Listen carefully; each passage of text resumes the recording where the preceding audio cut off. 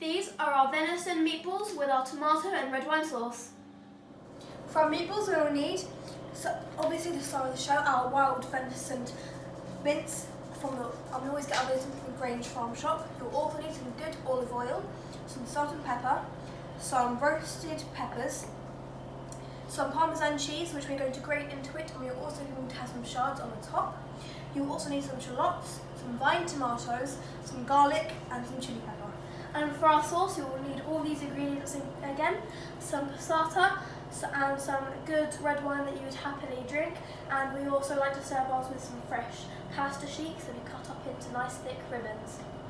So in our bowl, we are going to start off with our venison mince, and then we are going to add 2 diced tomatoes, 2 shallots finely sliced, some finely grated Parmesan cheese, 1 finely chopped roasted red pepper, 4 cloves of garlic and some chilies, and our salt and pepper.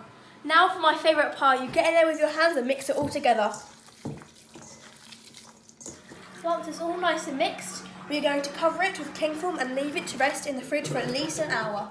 Now it's time for the sauce. The first thing you're going to do is you're going to add some good olive oil into a pan, and then we're going to add our shallots, and we're going to fry those for 1 minute. After 1 minute, we're going to add in our chopped chilies, our garlic, our chopped roasted red peppers, and our chopped tomatoes. Once it is all mixed together, our next step is to add a glass of red wine to deglaze the pan. Now we're going to let that simmer for 10 minutes until the red wine reduces by half. After 10 minutes of simmering gently, we're going to add half a jar of passata.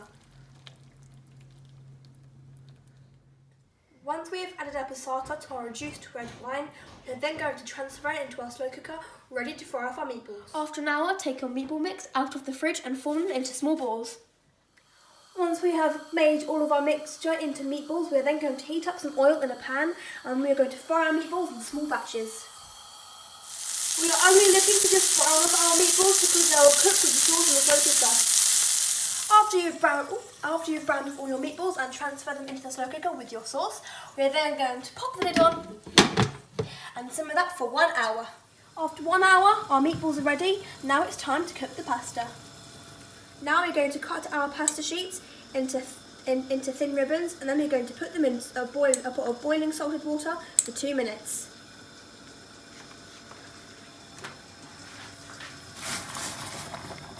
After 2 minutes, we're going to drain our pasta and add it into our meatballs.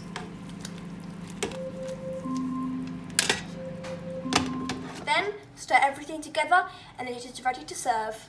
Now we garnish it with some Parmesan shavings and we serve it with some garlic bread.